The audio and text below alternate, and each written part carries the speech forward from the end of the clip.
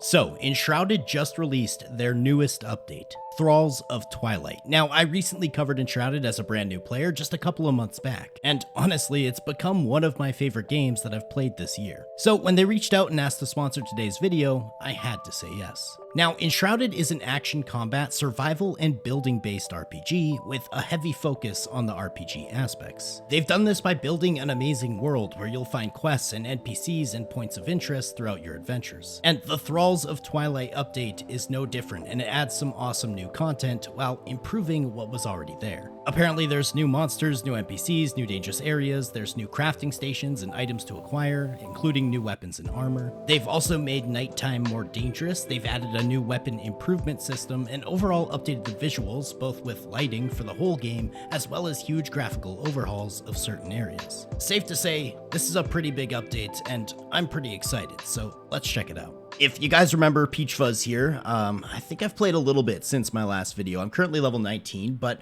I just want to hop in and play around and see what's new. I'm not sure if I'm going to be able to engage with all of the new update and all of the new content, but it seems like a lot of the changes are actually going to be things that you can basically experience right away. So let's jump in and find out. It already seems like I can tell some graphical differences. It seems like the lighting is definitely a little bit different in this area. I don't remember the sun ever quite shining so brightly and so nicely in the morning.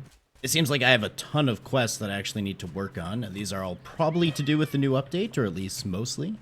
Oh yeah, weapon gems. So apparently they've added gems into the game so that you can actually customize your weapons a bit further, and I think we're going to do that by using something called like a gem forge. Oh, interesting. It looks like they've added difficulty to every one of the quests, and they're kind of color-coded. So purple is hard, green is easy, and orange or gold is moderate.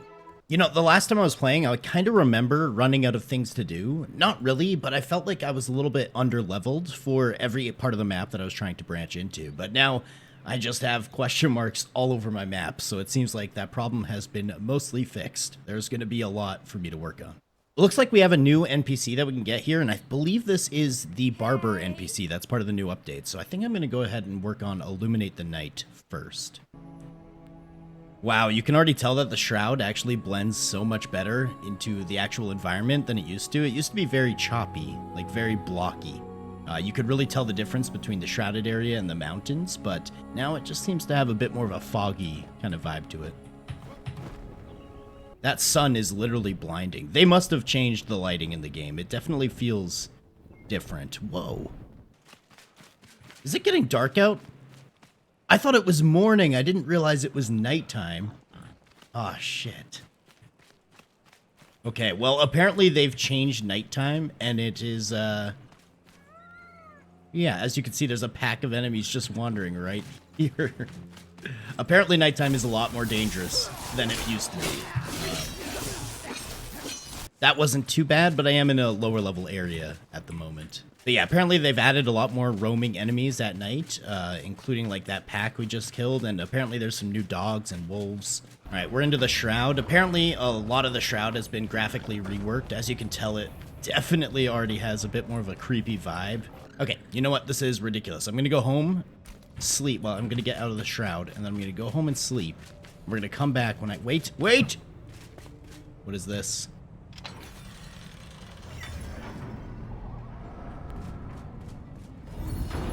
Okay, this is new. This is new. New traps. Interesting.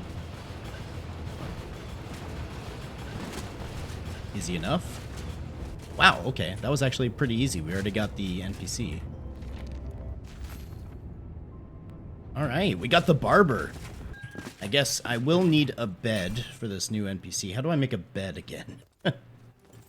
You guys can sleep looking directly at each other. It won't be awkward. I promise. Elio Ritchie. Very fancy looking man. No way. Okay, awesome. So you can actually completely customize your appearance whenever you want, which was sorely missing. Okay. Now, Peach Fuzz has, wait. Discarded clothes. Peach Fuzz has a very particular look, okay? And they've actually fixed his beard. It's much less peachy than it used to be, so his name doesn't really work anymore. Man, this used to be the ultimate Peach Fuzz hair. They fixed it. They must have saw my video. They literally fixed the Peach Fuzz. It's much more detailed and filled in now. It's way less patchy. This one's still pretty patchy. We might have to go with this one. I mean, it's more patchy than this one, but I can't believe they ruined my namesake like that. Anyway, I like how I looked, I liked my voice, but it's cool to have an NPC where you can actually change all that stuff. Apparently, they've added item dyes. So apparently you can actually like dye your armor to make it look different, and I'm assuming that some of the quests he just gave me are going to be working towards getting some of those dyes. I guess we should probably work on this, because the Gemforge is like one of the huge parts of this update, allowing us to kind of change our weapons and how they work, so let's check it out. Honestly, it kind of feels like I went into my settings and turned the graphics to a higher setting. That's kind of what it looks like, although it's had basically zero impact on performance, so... And I haven't changed my graphic settings at all since I last played Enshrouded, so it's kind of cool just to see the overall revamp of graphical quality. Maybe I'm supposed to go into the Shroud layer, because I think those are new, right? And then it comes around here. That's what I'm assuming is what I need to do. Can I step on this red stuff? I can... Brother! Okay. Well, let's go get my stuff back.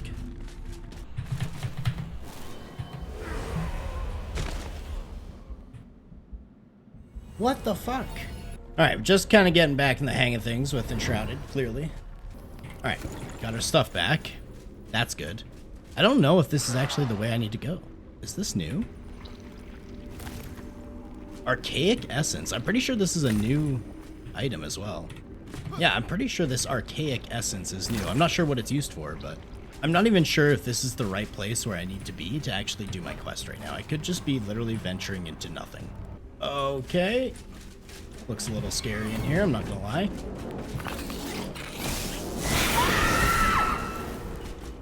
Nice. Big chest. Wildwood shortbow, that looks decent. Okay. Well, is that pretty much it then? So all of that, and we still didn't find... It seems like I'm just going deeper this way. I need to go this way. So we're gonna have to try again with our quest marker, I think. Archaic Essence is a radiant whirl of energy that is needed to insert gems into weaponry. So this is going to be the new resource that we actually use to put the gems into the weapons. I see. Which just makes me think I should be going down here. And somehow getting into a cave of some sorts, potentially. Aha! I think I've found it. Okay, cool. Forge weapon gems. Each gem forge requires a unique resource for upgrading and inserting gems. The level gems can be upgraded to is limited for each forge. Oh, so they're always going to be in these locations. So I won't be able to make a gem forge at my house, I guess. No gems available. Find gems and insert them into fully upgraded weapons to unlock powerful effects. The heart of the Shroud lair is haunted by a fell banshee. The Shroud will continue to spread here and steal resources to fuel their own brood unless the banshee is destroyed. I think I did this quest backwards.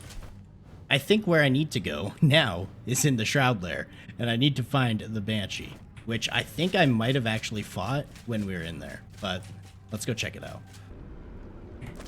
There we go. Okay, we found it. So I just did the quest backwards. I was too smart for the game, okay? All right, let's go back to the gem forge then. Nice. Gem of Bleeding. Critical hits with cutting damage cause bleeding on the enemy, dealing 11 damage per second for 7 seconds. All right, well, we'll put it into that bow we got just because. Why not? Actually, yeah, let's do the bow. So we can insert it, and we can upgrade it one time. Sweet. All right, that's the quest complete. So that's how the new gem forging works. I guess there's going to be these gem forges located throughout the world, and then you can go to them and actually upgrade your weapons, insert the gems into weapons and stuff like that. What's annoying is it looks like none of my current weapons actually have gem slots. I wonder if there's a way for us to add gem slots to them. What are these legendary runes? They're imbued with immense amount of magical energy. They are used to enhance legendary weapons, unlocking their full potential. Interesting. Oh, wait a sec. I can just turn normal runes into legendary runes at like a 1-to-1 ratio. Oh wait, no, 25 normal runes makes 1 legendary rune. Never mind. So, Envious Hollow. Says I need to find the hidden hollow tomb, and I'm pretty sure this reward here is one of the new armor dyes, so let's go check this out. Wait, why does my backpack have an X on it? Outdated. This item is of an old design. Visit your craftsman to find an improved version of the backpack. Oh. Small backpack. It seems like the small backpack was better. Oh, it gives me +8 slots anyway. Okay. I'm so confused. So there's a small backpack in my workbench, but in manual crafting I can make a tiny backpack, and both of them do the same thing. But my small backpack has an X on it.